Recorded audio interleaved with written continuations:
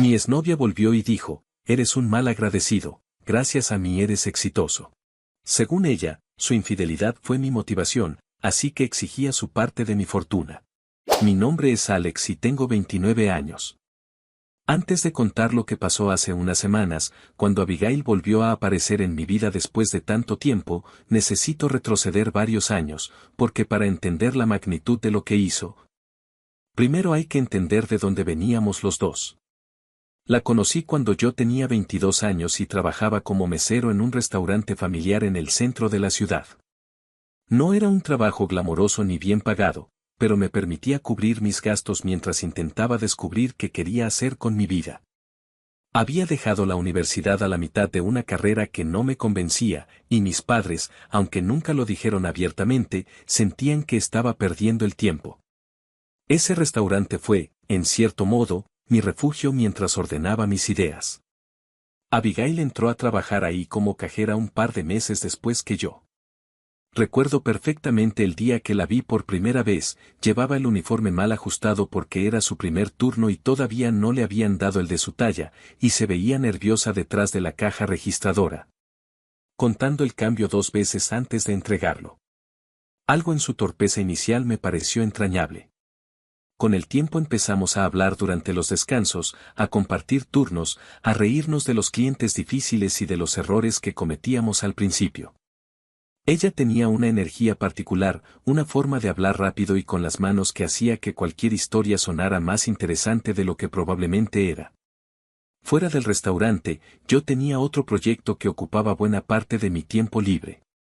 Un amigo de la infancia, Daniel, y yo habíamos decidido intentar generar un ingreso extra montando un pequeño negocio de comida. No teníamos capital para algo ambicioso, así que empezamos con lo más sencillo que se nos ocurrió, un carrito de hamburguesas los fines de semana en un tianguis cercano a la casa de sus padres. Invertimos los ahorros que teníamos, que no eran mucho, en una parrilla usada, una hielera grande y los ingredientes básicos.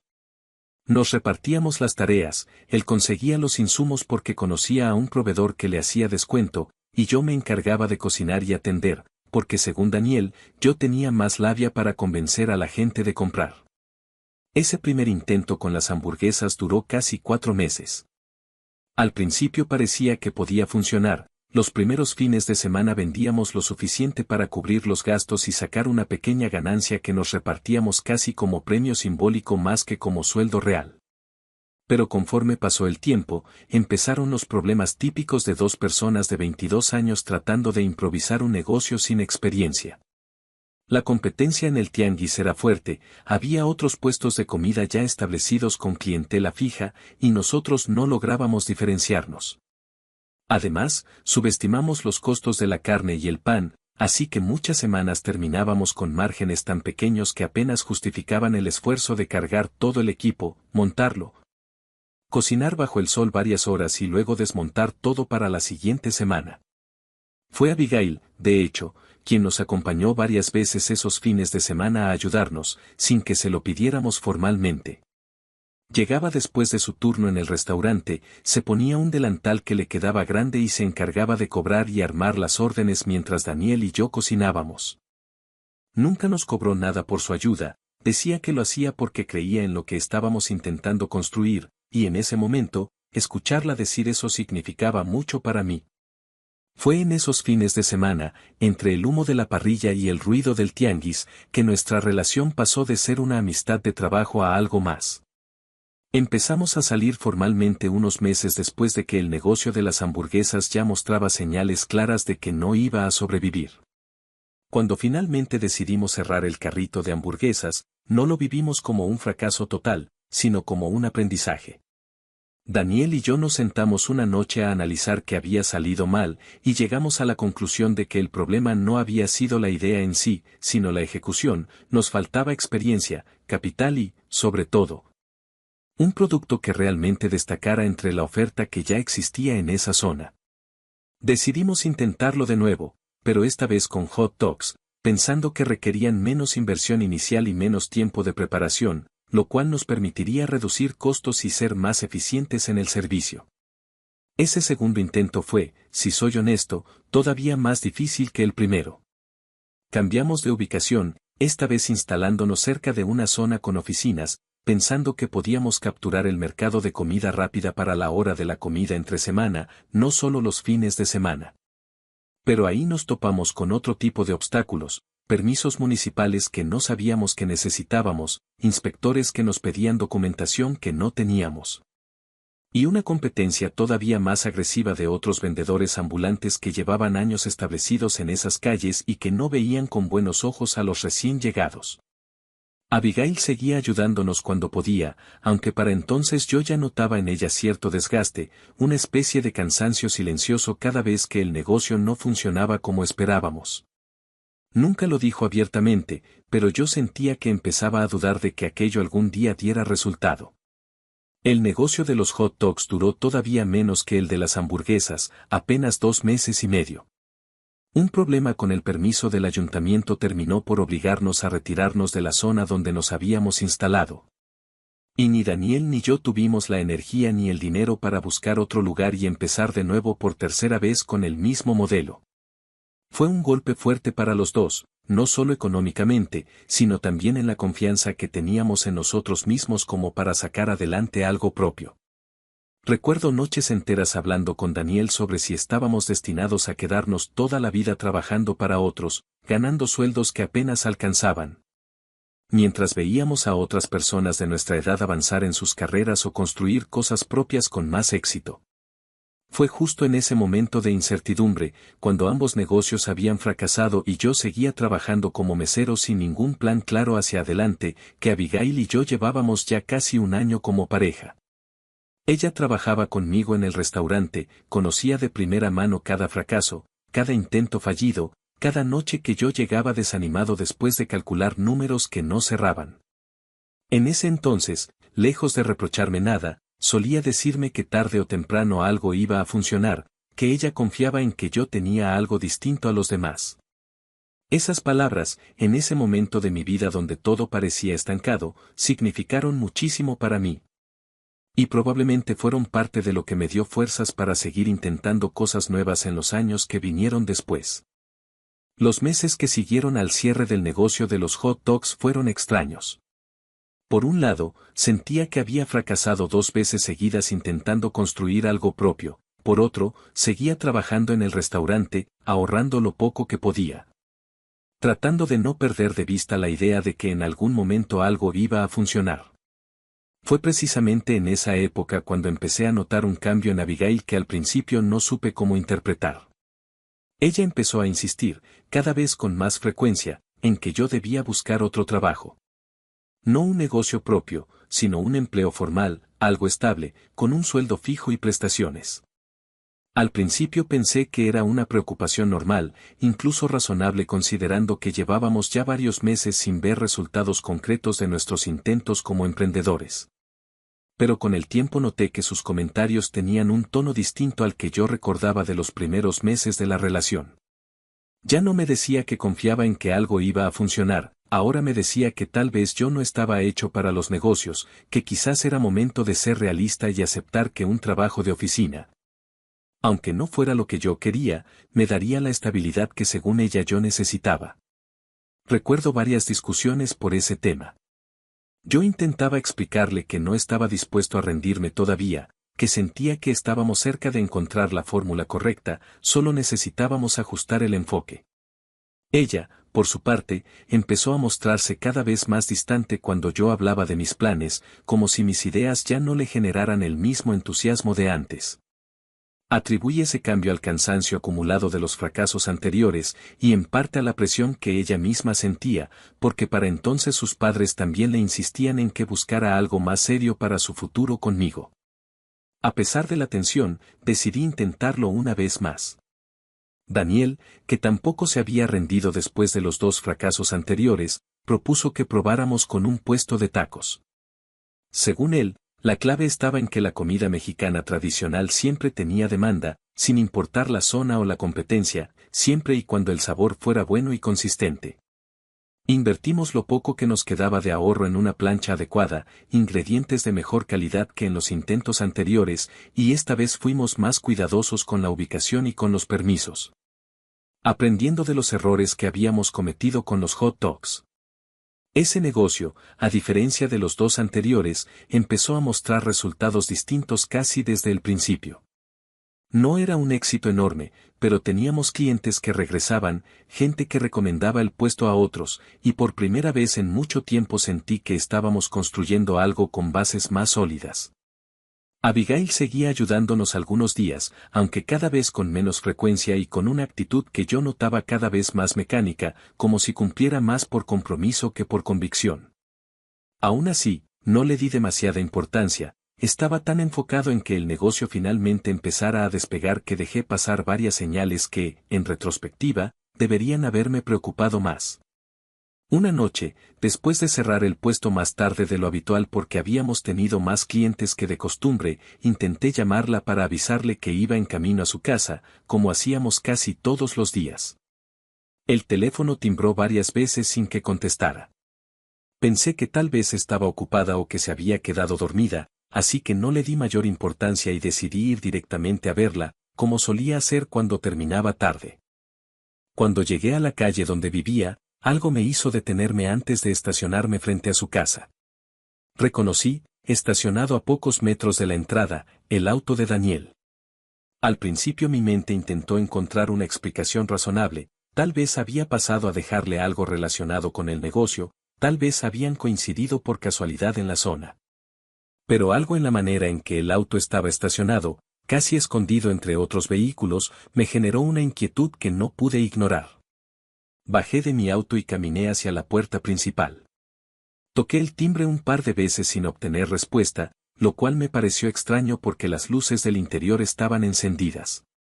Utilicé la llave que ella me había dado meses atrás, algo que hasta ese momento me había hecho sentir que nuestra relación avanzaba hacia algo serio. Entré a la casa con el corazón acelerado, sin saber todavía qué esperar, pero con una sensación de alarma que crecía con cada paso que daba hacia el interior. La sala estaba vacía. La cocina también. Fue al acercarme al pasillo que lleva a su habitación cuando escuché voces y risas ahogadas que me resultaron dolorosamente familiares. Abrí la puerta sin pensarlo dos veces, y ahí estaban, en su cama, Abigail y Daniel, mi amigo. La persona con quien había compartido dos intentos fallidos de negocio y con quien en ese momento estaba construyendo algo que por fin parecía funcionar. No recuerdo con exactitud los primeros segundos después de eso. Recuerdo gritos, recuerdo a Daniel intentando levantarse y decir mi nombre como si eso pudiera detener lo que estaba a punto de suceder. Y recuerdo mis propios puños golpeándolo repetidamente mientras Abigail gritaba pidiéndome que parara. No sé cuántas veces lo golpeé antes de que mi propio cuerpo, agotado por la adrenalina y la rabia, me obligara a detenerme. Daniel terminó en el suelo, con el labio partido y un golpe considerable en el pómulo, sin intentar defenderse en ningún momento, como si de alguna manera sintiera que se lo merecía. No dije mucho más después de eso. Salí de la casa sin escuchar las explicaciones que Abigail intentaba darme a gritos desde la puerta, ni los mensajes que empezó a enviarme esa misma noche y los días siguientes. Terminamos la relación de la manera más abrupta posible, sin conversaciones largas ni intentos de reconciliación de mi parte. No había nada que yo quisiera escuchar en ese momento, la traición había sido demasiado profunda, no solo como pareja, sino también como amigo de la persona con quien había compartido dos negocios fallidos y con quien apenas empezábamos a ver resultados en un tercero. En los días que siguieron, tomé decisiones de manera casi mecánica, sin pensarlas demasiado, como si necesitara mantenerme en movimiento para no derrumbarme. Le avisé a Daniel, a través de un mensaje breve y frío, que no volvería a trabajar con él en el puesto de tacos, y que se quedara con lo que quedaba del negocio si quería continuarlo solo. Renuncié también a mi trabajo en el restaurante, en parte porque no soportaba la idea de seguir viendo a Abigail en un ambiente laboral compartido. Y en parte porque sentía la necesidad de alejarme por completo de todo lo que me recordara a esa etapa de mi vida. Con los ahorros que había logrado juntar entre mi sueldo del restaurante y las pocas ganancias que había sacado de los negocios anteriores, tomé una decisión que hasta ese momento no había considerado seriamente: inscribirme a la universidad para estudiar administración de empresas. Pensé que, si mis intentos empíricos de emprender habían fracasado una y otra vez, tal vez necesitaba una base más sólida, un conocimiento formal que me diera las herramientas que me habían faltado en los negocios anteriores. No lo hice con un plan claro de convertirme en alguien exitoso para demostrarle nada a nadie, en ese momento, honestamente, lo hice porque necesitaba reconstruir mi vida desde cero.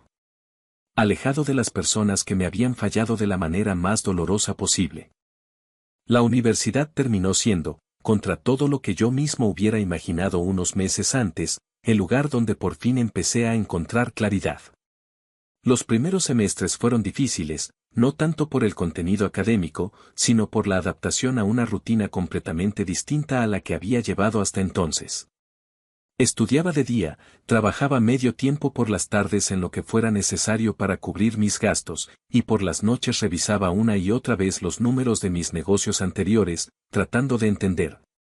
Ahora con herramientas más formales, en que habíamos fallado exactamente con las hamburguesas, los hot dogs y los tacos.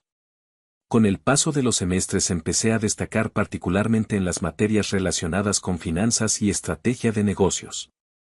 No era el estudiante más brillante del salón en términos teóricos, pero tenía algo que muchos de mis compañeros no tenían, experiencia real, aunque fallida, de lo que significaba intentar sacar adelante un negocio desde cero. Esa combinación de teoría y práctica empezó a abrirme puertas que no esperaba. Uno de mis profesores, que dirigía también una pequeña consultora, me invitó a hacer prácticas profesionales con él, lo cual me permitió empezar a construir una red de contactos dentro del sector de negocios de alimentos y bebidas, un ámbito que, después de todo, seguía siendo el que más me apasionaba a pesar de los fracasos anteriores. Fue precisamente a través de esa consultora que conocí a Rogelio, un hombre de unos 60 años, dueño de una pequeña cadena regional de restaurantes de hamburguesas que llevaba más de 25 años en el mercado.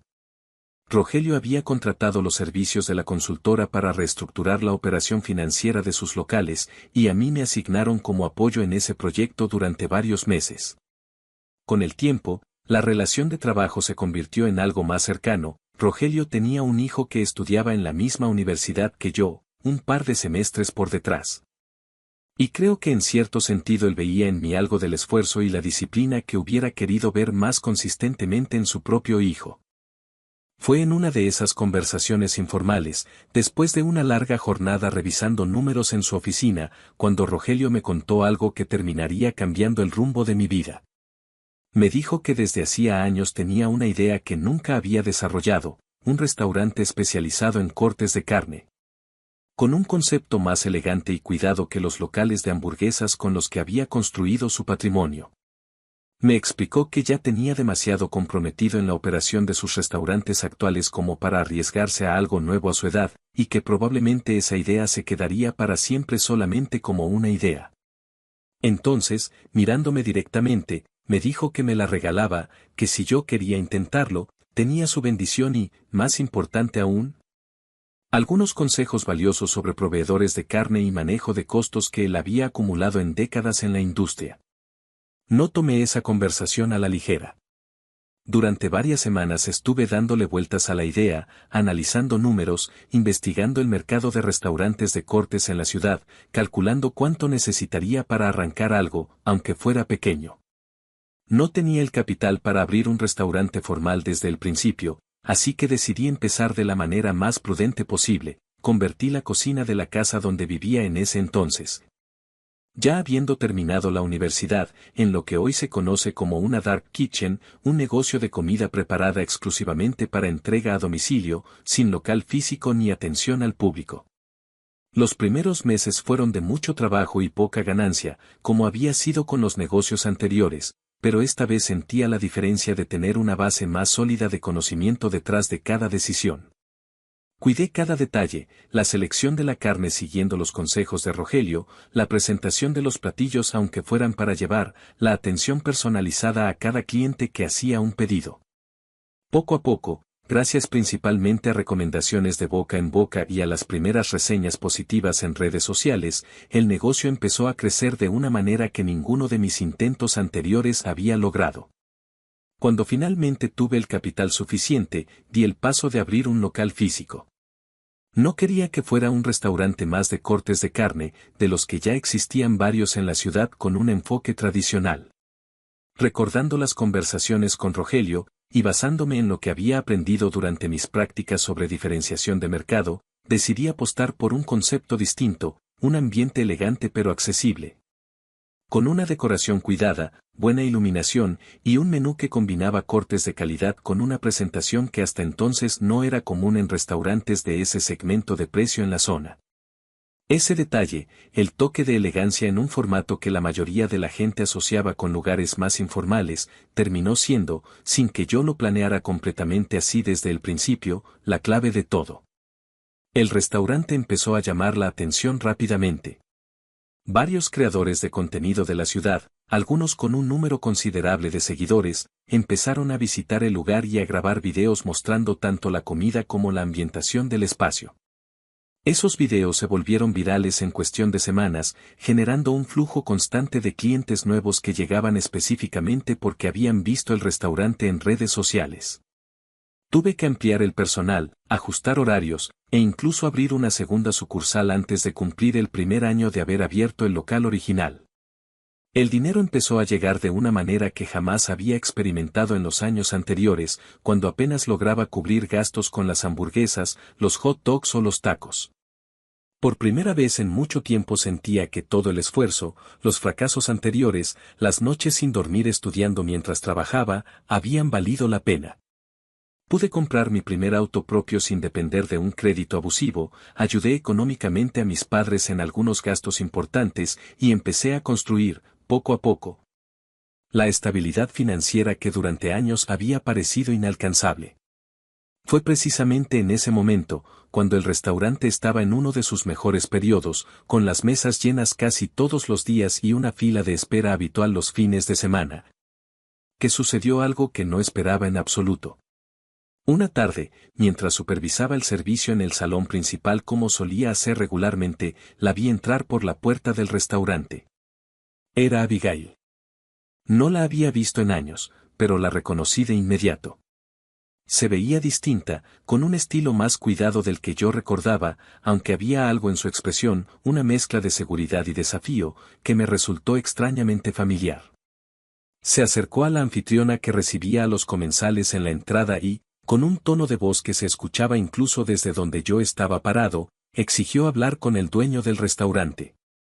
La anfitriona, algo desconcertada por la actitud de la mujer, buscó con la mirada a algún encargado que pudiera atenderla. Fue en ese momento cuando decidí intervenir personalmente, no solo porque era mi responsabilidad como dueño resolver cualquier situación inusual en el salón, sino porque una parte de mí sentía curiosidad. Después de tantos años, por escuchar qué era exactamente lo que Abigail tenía que decirme. Me acerqué y le pedí que me acompañara a mi oficina, en la parte trasera del restaurante, lejos de las mesas donde los clientes disfrutaban tranquilamente de su comida.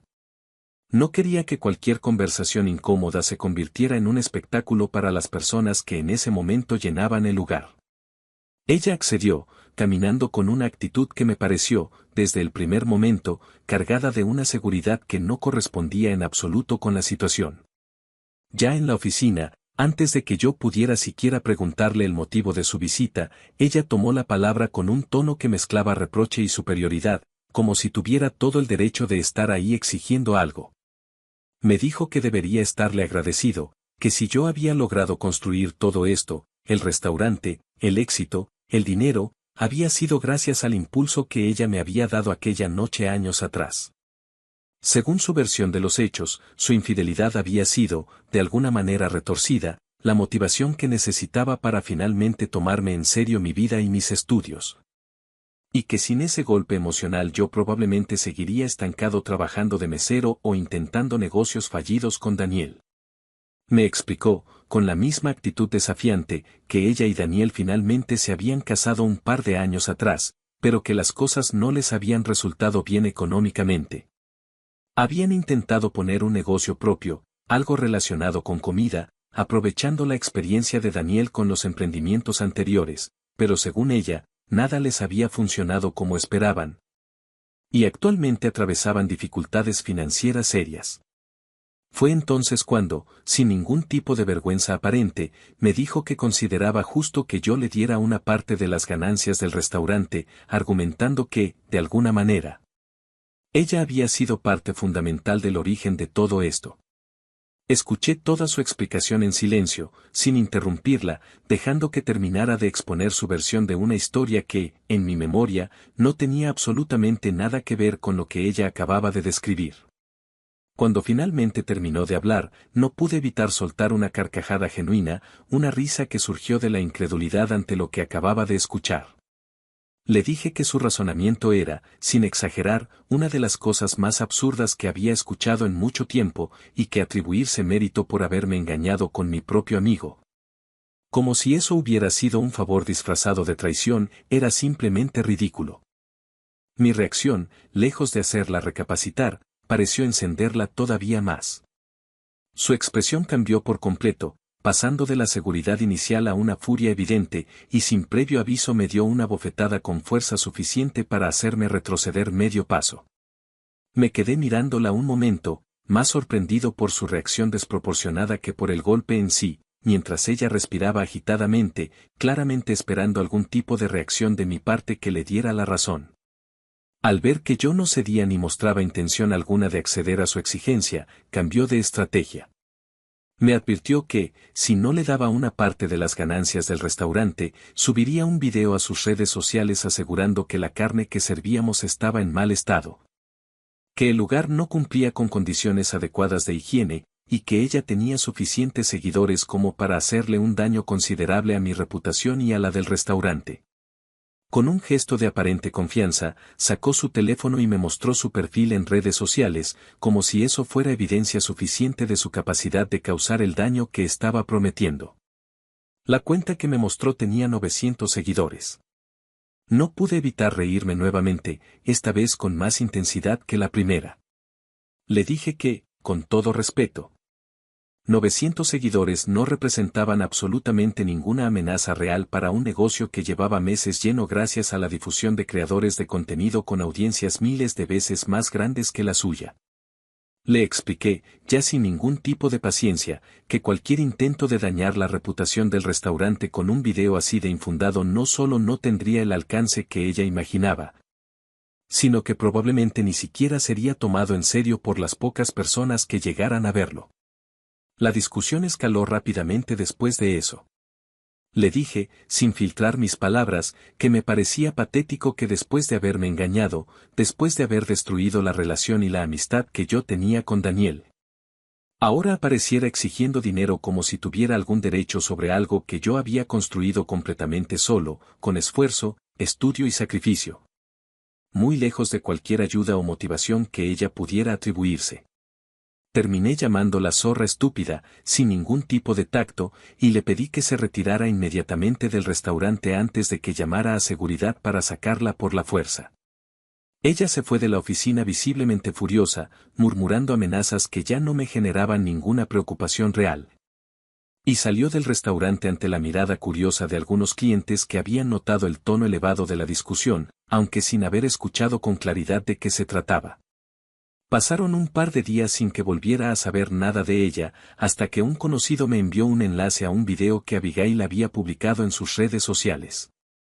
En el video, grabado aparentemente desde su auto, aseguraba con gran dramatismo que el restaurante manejaba carne en mal estado, que ella había sido testigo directo de condiciones insalubres en la cocina, y que como expareja del dueño se sentía en la obligación moral de advertir a la gente antes de que alguien resultara gravemente enfermo por comer ahí. El video, tal como yo había anticipado durante nuestra conversación en la oficina, tuvo un alcance prácticamente insignificante.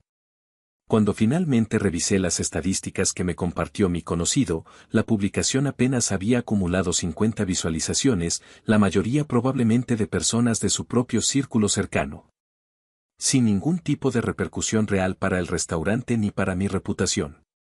Ningún cliente canceló una reservación, ninguna reseña negativa apareció relacionada con el tema, y el negocio continuó funcionando exactamente igual que antes, con las mesas llenas y una fila de espera constante los fines de semana.